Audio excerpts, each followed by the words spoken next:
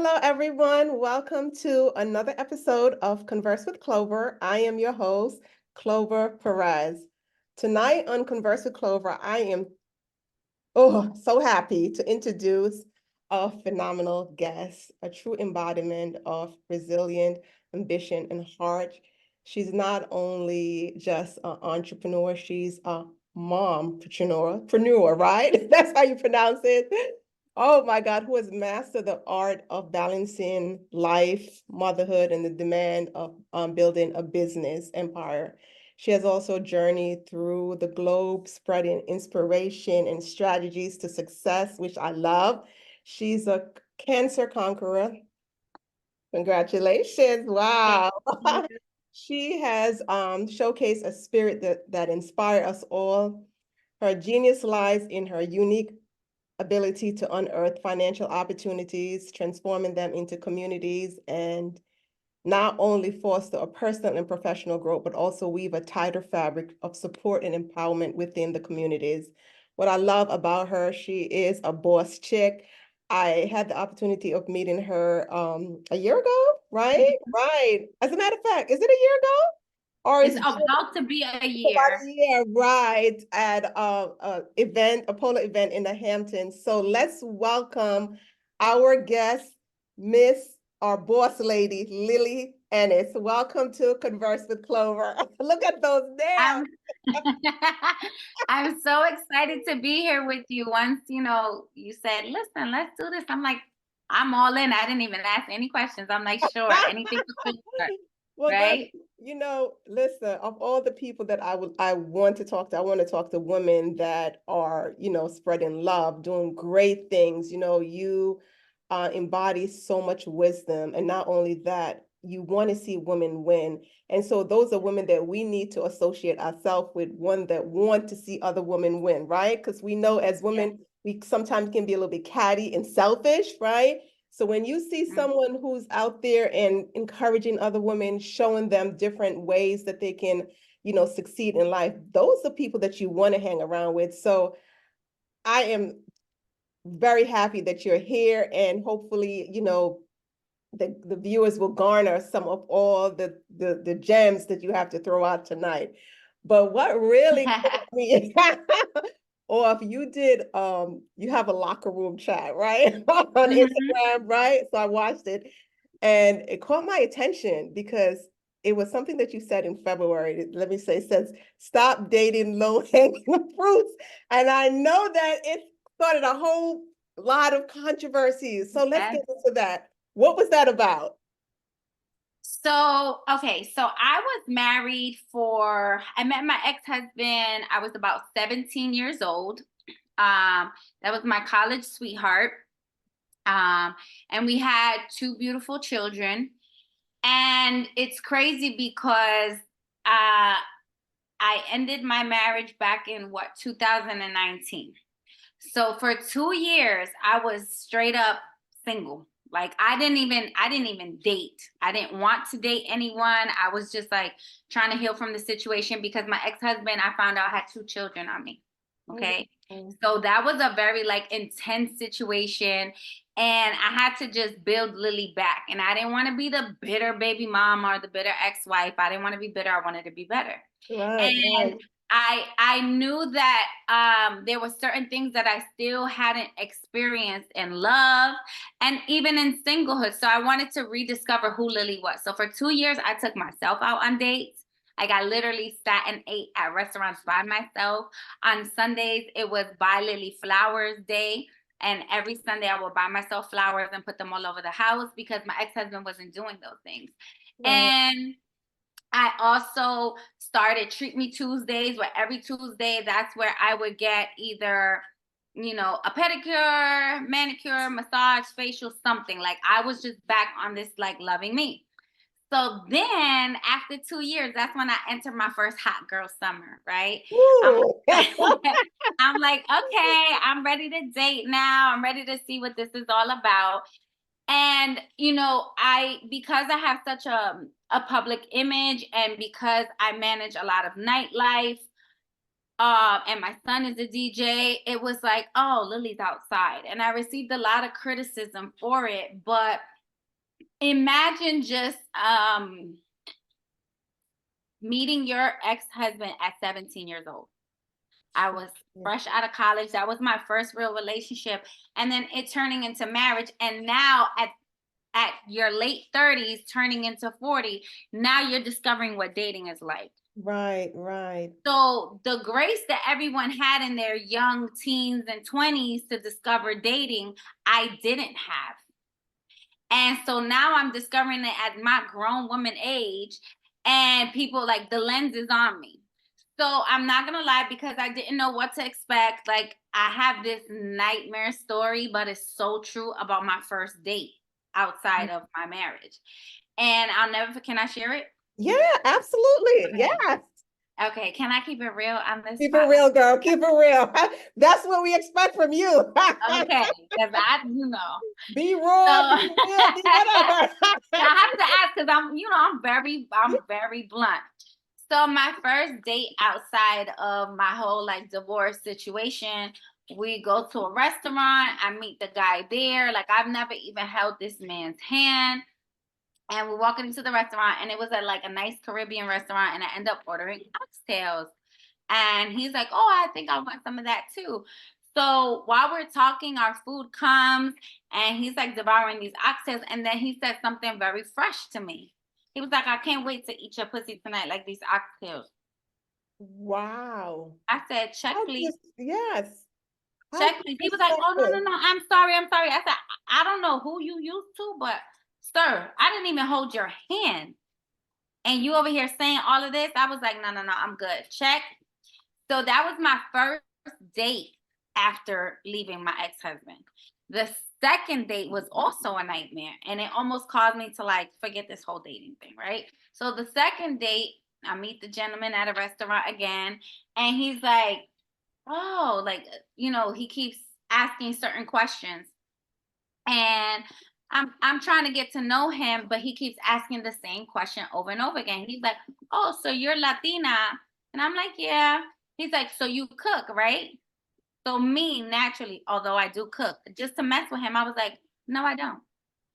He was like, but you have two boys. Like, I'm surprised that you don't cook. And I'm like, no, like, I don't cook. Like, my goal is to make the money to hire a chef, a driver. My goal is to be fully staffed. And so I go into asking him another question, and he diverts right back to the question. He was like, so you have to make something. I said, yes, I make reservations for people like you to take me out to dinner. That's what I make. And I was like, is I this gonna love keep that. yeah, like, is this gonna keep being a problem? Because, like, we could stop the date right here, because I could pay for Okay. my own meals. And, like, he kept saying, like, oh, well, I paid to take you out. Sir, I could pay for my own meals, right? So I want to say that first year, because I just didn't know how to um like scope out the field, or I didn't know Right. really what were red flags and what certain things. So I feel that I was like a kid in a candy shop. It was like, oh, this guy wants to take me out. Right, Okay, right. guy wants to take me out. And I didn't have any prerequisites of what type of man really I need to be looking for to take me out. So I have to say, in my experience, I definitely dated a lot of low hanging fruit. Another thing is that as a woman of success, you try to say, well, I have this struggle where I always want to remain humble. I want to have a certain level of humility in me. I don't know if it's the philanthropist in me, but I also had to realize, uh, yeah, you can be philanthropic a charity case. Like, no. So I'm not doing this anymore. I'm not doing this charity case. Like, if you are low hanging fruit, I said what I said. I have my criteria now. And now it took me maybe like about 2 hot girl summers to get it together. But now I know what I'm looking for. And so therefore Right. I don't find, like, I could pay for my own meals. I could do my own thing. So really, if you want to take from my time on my busy schedule, my two boys, my several businesses, you can't be low hanging fruit. So that's what I meant by that. And then a lot of people didn't like it, but I said what I said. Well, you are freezing up in the Oh, am I? yeah, yeah, Am I still freezing up? yeah, mm-hmm. Oh no. Hold on. Let me see. Hold on, Clover. Okay. There's nothing else that's on in the Okay, you're background. better now. You're better I'm now. better now? Yeah, you're better Okay. now. Yeah. Okay. You So, know, but first of yeah, all, after 2 hot that's, girl summers, I figured it out. yeah. It's hard when you coming out of any relationship. That's so just let's put that out there. But when you have been involved in a relationship at a young age and it leads into marriage, right? You really don't have any reference point unless you have a two-parent household, and you can draw the reference from your how your parents interact with each other. But even so, you know, coming out of a relationship like that and then now going into another relationship, it's good to heal. That's number one. And it's good to find yourself.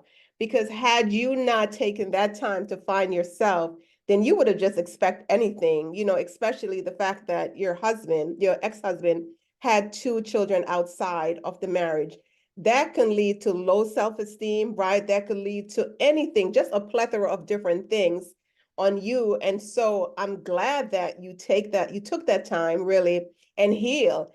It's so important. I cannot stress it enough how important it is to heal before you take all of those baggage, right, into another relationship. It's just not healthy. So you're able to, I cannot believe that what this guy said to you. I'm just, it's not funny, but how disrespectful, right? No, How really, I was like, disrespectful. what made you look at me like that? Like, did I Right. get a signal? Like, we just got our food, and he just said that, and I was like, oh yeah, no, check. I'm out of here. Like, nope. And No, he that's so, he apologized. I still kind of run into him to this day. Like, he was like, I feel really bad about what I said. And I'm like, listen, it's good. But he's always asking to take me out again. And I'm like, no, good. right, right. When I got it took me a while to actually get divorced, but I was separated from my husband for a while. And when I did, I took the time and I said, you know what, I didn't want to date at all.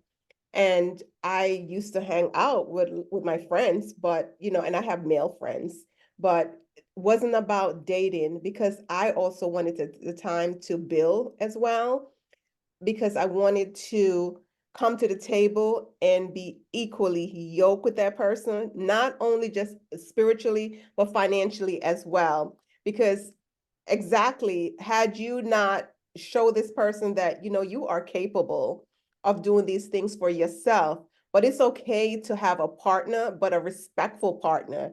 And I I cannot believe that he actually said that. But fast forward, I understand it's important to choose, right?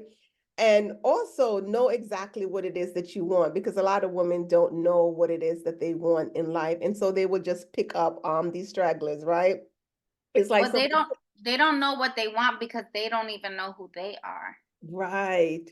That's so See, important. I know who I am. Like, I know I'm complex, and I know exactly, like, I don't make any reservations. I'm the same Lillie, like the same Lillie that you see on social media. I'm the same Lillie in person, right? In person, I'm the same Lillie, in a meeting, in an important meeting, my personality shows up. Even in church, like my pastor will be preaching, and I'm like, yes, girl. Yes, I felt that. Like, I am me, and Yes.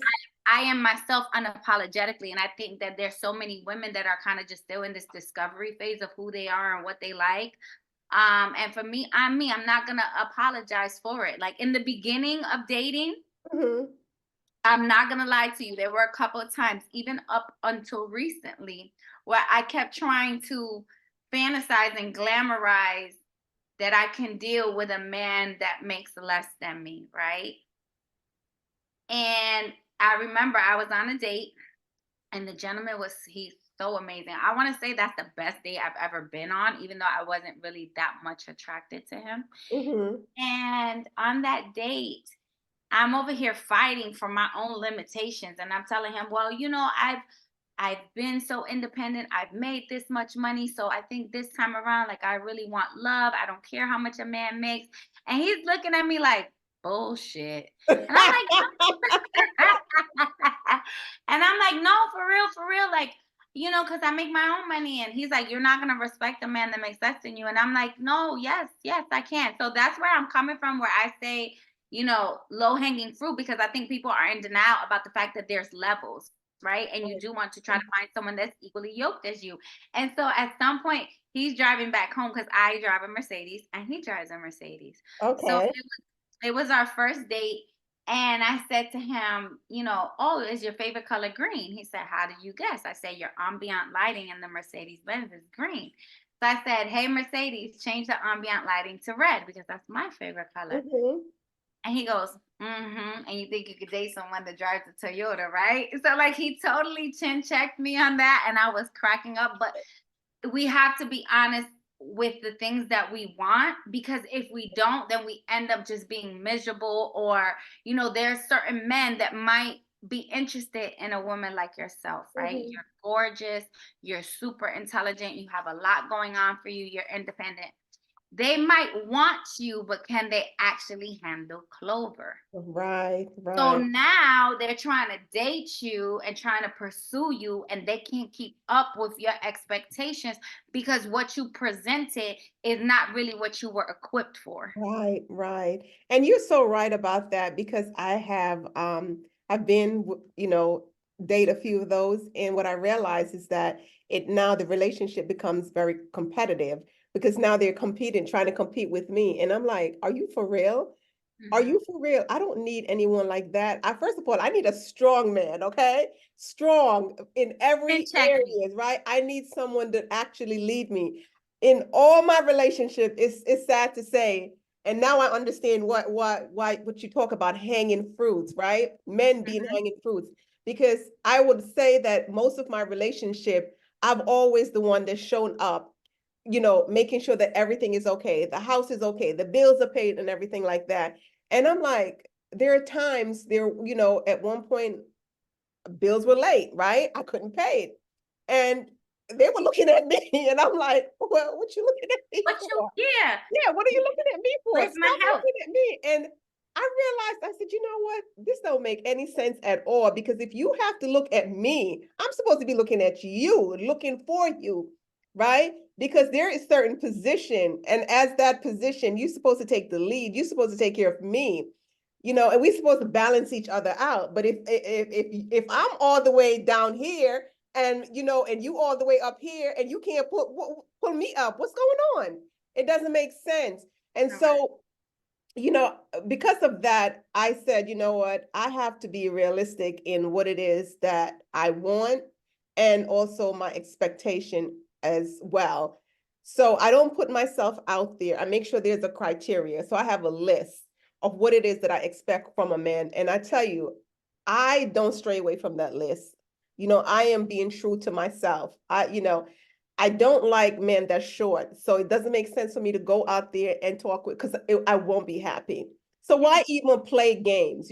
Why play games? And I think that when you show up like that in a relationship, because guys may have money and you want to be with that person because, I love to shop and you give me the money, I'm going to go shopping. But in the long run, am I going to be happy with you when this is not, I'm not attractive to men that are short? Now, not to say that men that are short is not attractive. It's just not my preference, right? Right. Like tall men. And so, and I also date men that you have to have your own house or even your own apartment. I don't want to hear that you're staying with your mama. No, that's and come lay up in my house. No, no, no, we're not having that. But and so, some men they look at us and they says, okay, well, you know what? You bougie or you have this high expectation, but you're supposed to have a high And expectation. I am. Yes. And I am. I am 100% bougie. Yes, I am.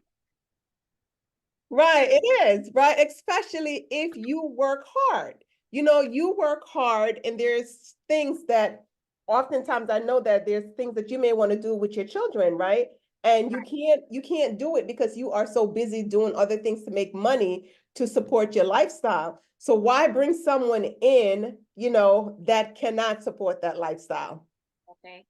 You know- What I noticed that men do is they have a tendency, in the very beginning when they date women like us, is they become very performative. So it's not genuine. So you want to bag this big boss lady, right? So Mhm. now in the beginning, you come off very, oh, I could do this, I can do that, oh, I can spend this, but it's performative. Is it really genuine? Is it like, no, this is someone that I match with, this is someone that I vibe with? No. So now you're performative. And then after 2, 3 months, now you can't keep up with me. So you applied for a position that you didn't even have the level for. That's why I keep telling people there is levels to this thing. It's not Right, that I think that I'm better. It's just that my appetite is different. right. So let me ask you, was there a particular turning point in your life that shift your focus to where you're at right now? Because Girl, I had to go because to of your therapy. divorce or I had what? to go to therapy because I was finding myself attracted to hood niggas. Okay. And I'm like, what? I like the bad guys. Like I like No, say that again, girl. Say that again. I love, yes. The better they are, the better they are. like, and I'm like, but the bad guys don't necessarily come with everything else. So I realized in therapy, okay, girl, well, maybe you could find you a reformed bad guy. Like, I like you know, that. maybe he used to be a bad guy, but now he's settled down. He has his own business. He's this, he's this, he's that. Because they are some of those out there, but I had to come to terms with the fact that, okay, Lillie, your love life might take a little bit longer now because you're not a little girl anymore. You're a grown ass woman. So as a Mhm. grown ass woman and someone that's accomplished a lot, now you become like a unicorn.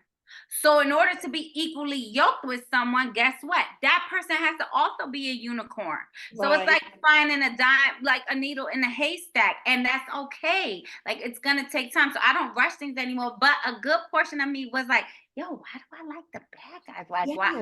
am I Why? attracted to that? Like Yes. what's going on? And so luckily with therapy, I was able to understand my appetite for that type of man and then make the necessary adjustments. But girl, that was my turning point because at some point I'm like, ooh, he bad. Like I I think feel I for feel a little bit me, safe, yeah, you know. for me, for me, I think it's just the swag. They just have a certain swag. You know what Yeah, I'm like saying? Yes. And I'm like, oh, okay. All right now. Yes. I, mhm. girl, I love it too. I'm finding that we have a lot in common.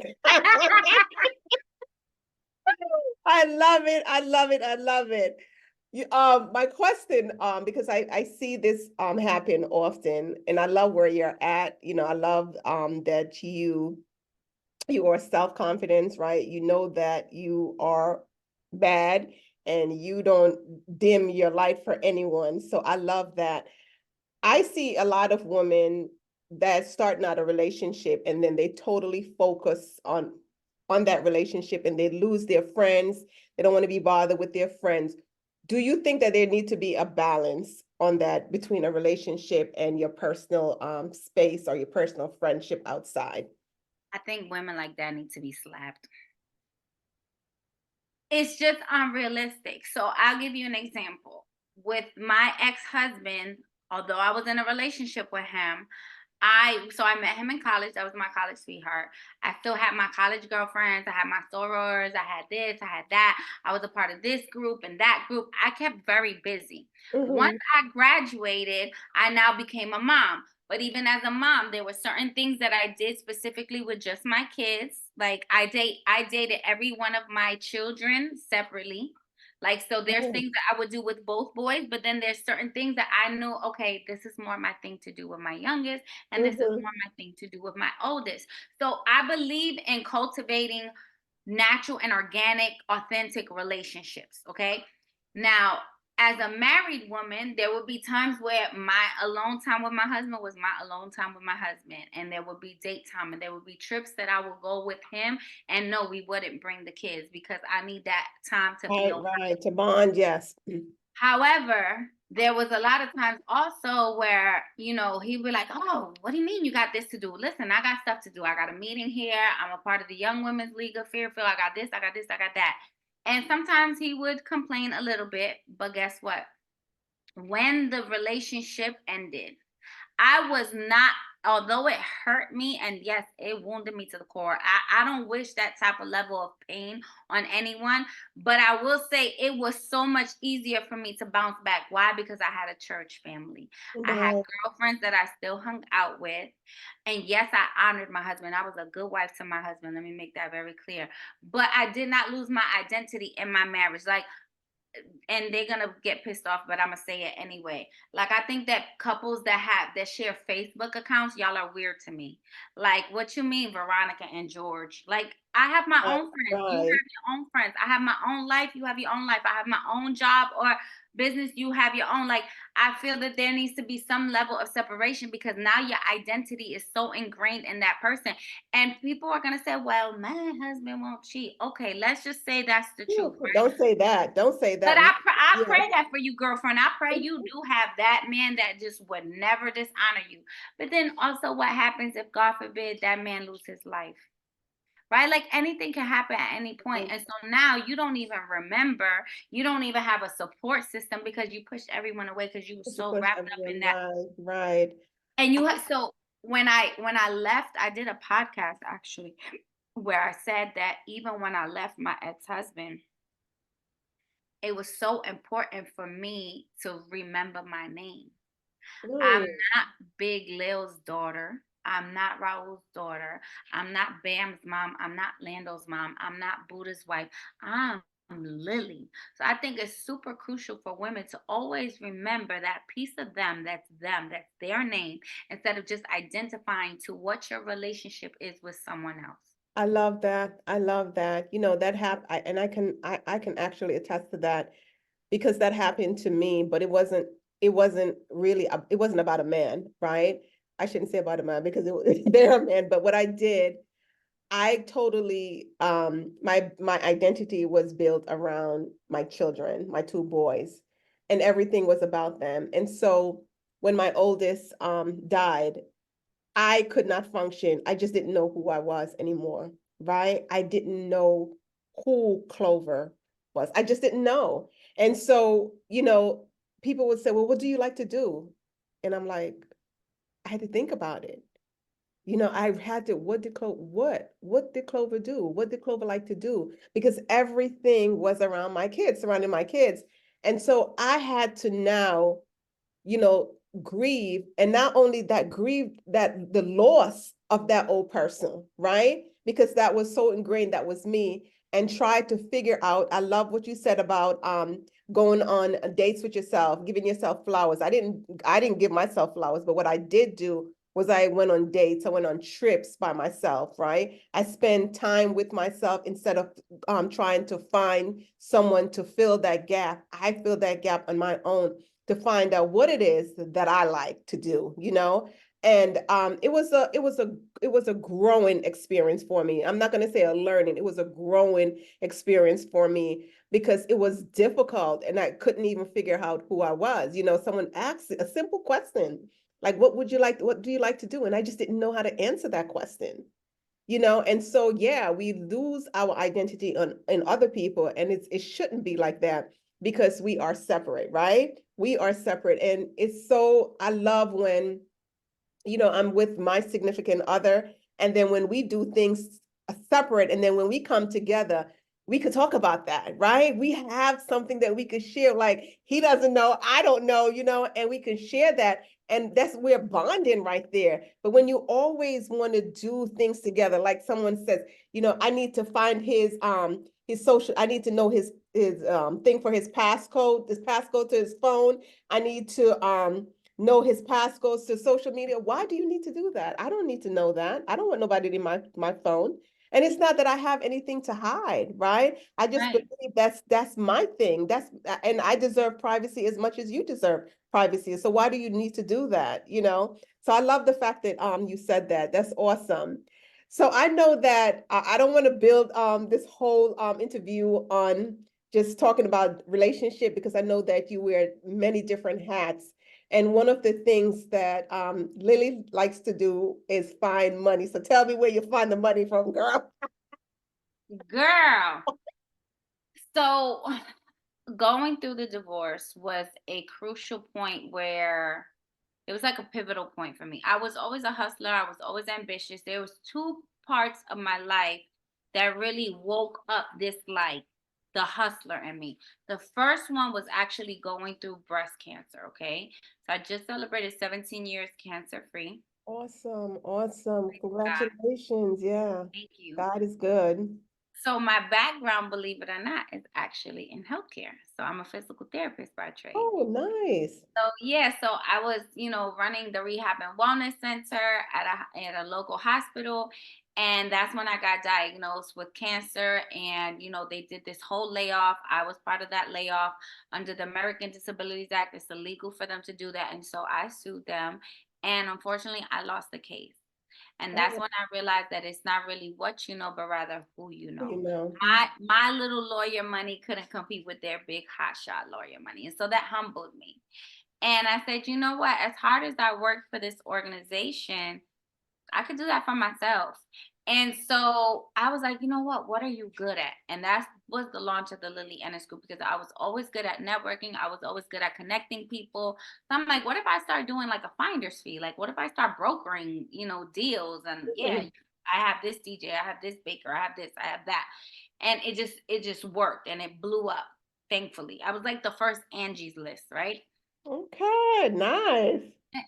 And then from there, then my big first income hit was in the industry of network marketing. Because of those relationships that I fostered and I built so much credibility with them, that when it came to the industry of direct sales, it was like a no-brainer. Like, people were like, oh, if Lily's doing it, I know it's good.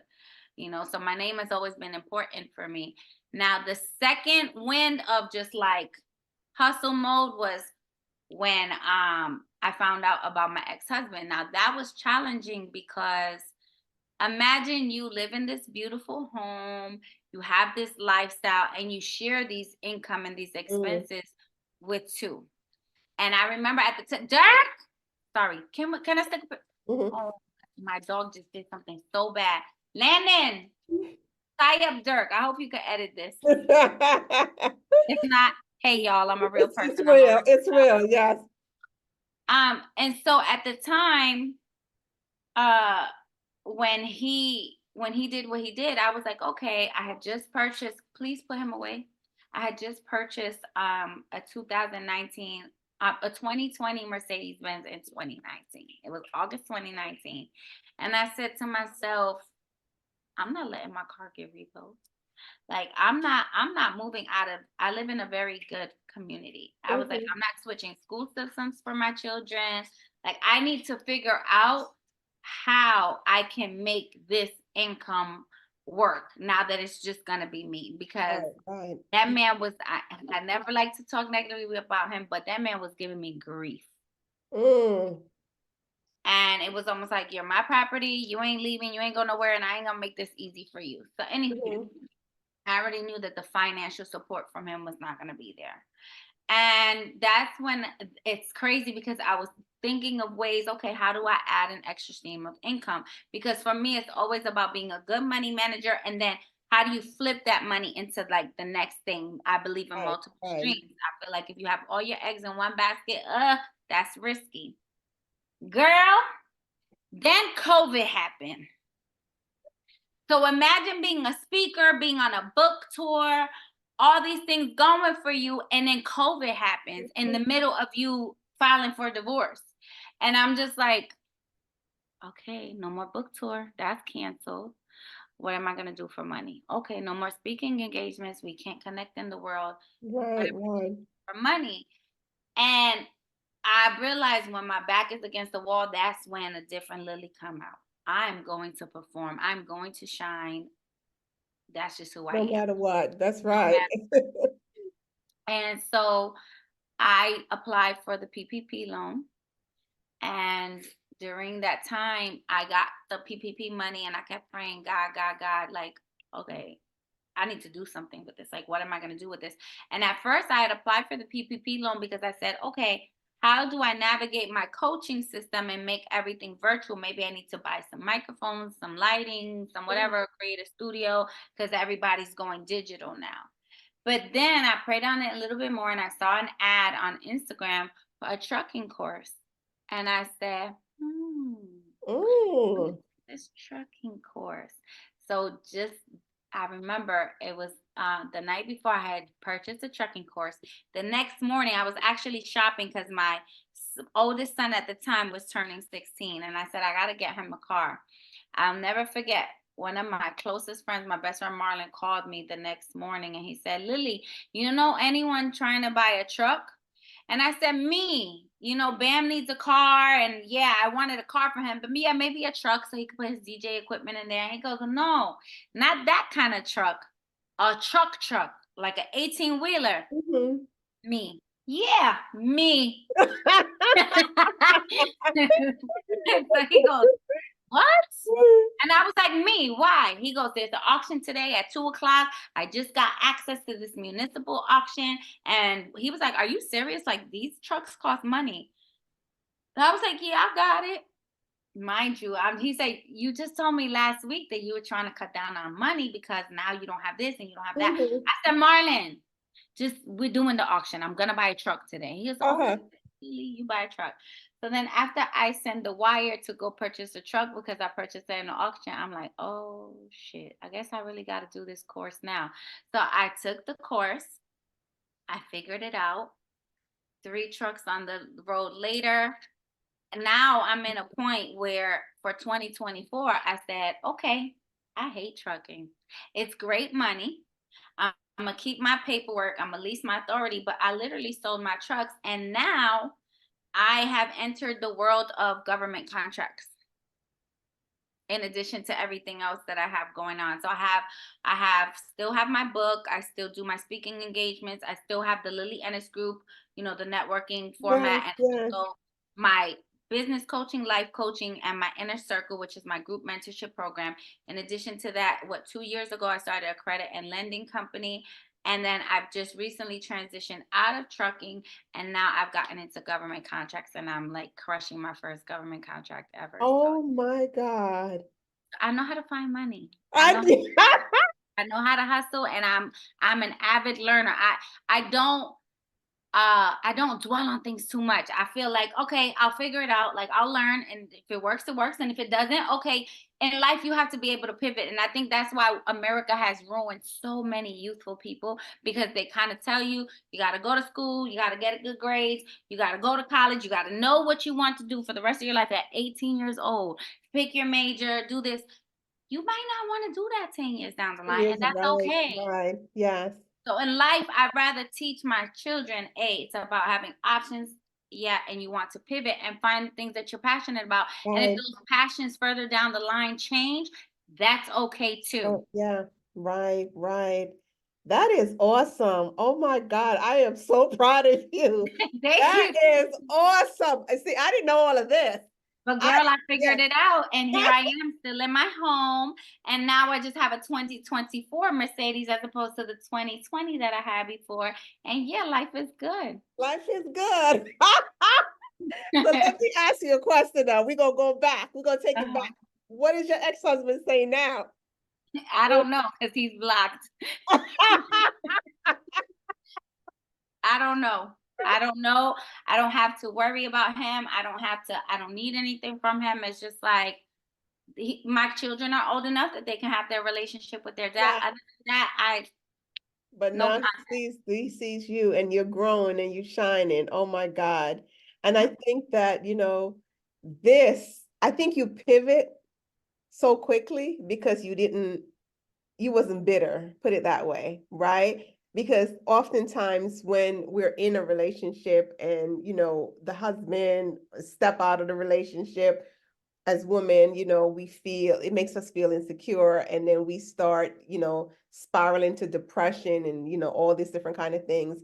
But you use all of that as really stepping stone, and you worked on yourself. I love that. You worked on yourself, and it's almost like from step A to step B to step three, C. And now I see the growth, and everyone can see the growth. Oh my God, I am super proud of you. I didn't know you was, I need to bring you on to ABHM to teach these ladies some stuff. Okay. Definitely, yeah. Because as women, and with the group that I deal with, formerly incarcerated women, sometimes they come home and just the shame, the stigma of just having been to prison, it just makes them feel like they can't do anything. But Who you know, cares? who But cares? when I was heavier, I always tell people, if you want to live a shame-free life, you tell your own truth before somebody tells it for you, Say right? that again. Yes, And yes. I firmly believe in stripping people's power when they feel they have something over you. So when I was overweight, because I was going through irritable bowel syndrome, and I was going through it after my divorce. It's not like, oh, I had this easy process. No, but I would walk into a room, and before I felt like someone was going to say something, I say, because I like to eat. I'm a big girl and I'm gonna eat. I stripped Mhm. your power before I can feel shamed about my weight or anything like that. Right, I'm right, not gonna let you have that power over me. So I'm right, gonna right, put the pink elephant in the room before you have an opportunity to use it against me. And so when I coach women specifically, I build them so much up in their confidence and to own who they are, because guess what? If I love me how I am, with all of me, with as complex as I am, then now I don't have to worry about you accepting me, because right, I've already right, accepted right. me. That is awesome. That's awesome. Is there any specific books that you read that helped you to get to where you're at right now? I had a challenge with those books, which is why I ended up writing my book. Okay, so what's your So, book? Let's talk about yeah, that. so my book is called The 10 Glam Commandments. It's available on my website or on Amazon. And that book I created was 10 specific steps on how to. So, can I get it? Can I go grab it for you real quick? Yes, yes, go ahead, I go need ahead. you to hear these chapters, okay? Think about Okay, go ahead, go ahead.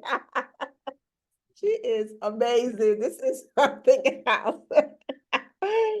Go ahead and get the book so we can learn. We want to know. We want to know. We want to know. So it's called the 10 Glam Commandments, and it's like a woman's mini Bible. And I created it workshop style as well. So you're reading something and then you're doing an activity in the back. And you know how I'm always posting Lilyisms, like my little Mhm. sayings? There's several in the book. And so it's called 10 Glam Commandments: How to Grow, Leverage, Accelerate, and Master Being a Woman. So the first chapter is called Thou Shalt Love Yourself. And in the back of that chapter, there is activities that you have to do. Okay, okay. Chapter 2 is Thou Shalt Forgive Your Past. You have to forgive yourself. You can't step Oh, into your yes, present if you yes. don't forgive who you were. And we all make mistakes. Just your mistakes for your group, your mistakes got caught. But there's a lot of us, thank God they didn't catch our Right, mistakes, but we made them, right? right, right. Um, Number 3, thou shalt be committed. Number 4, thou shalt build a brand. A lot of women don't realize that former incarceration can be their brand. It can be their power. It can be their next paycheck. You just haven't shifted your perspective on how to accept it and build a brand about it, right? Right, right. Um, and then chapter 5, thou shalt not be a hoe. Yes, it's in there though. Okay. Um, and I go into what's a hoe, but not a hoe like how people think, they think of promiscuous women or stuff like that. No, sometimes you have media hoes, attention seeking hoes, uh, Okay.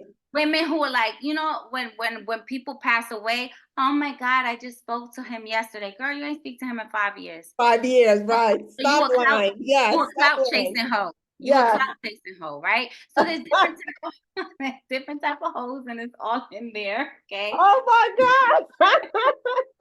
Chapter 6, thou shalt have your own MBA, your own money bank account. Why don't you have your own funds? Because we empower ourselves when we have to make choices from a different perspective, when we don't have to worry about finances, Right, right? right. Um, Number 7, I speak to the moms. Thou shalt be your kid's first hero.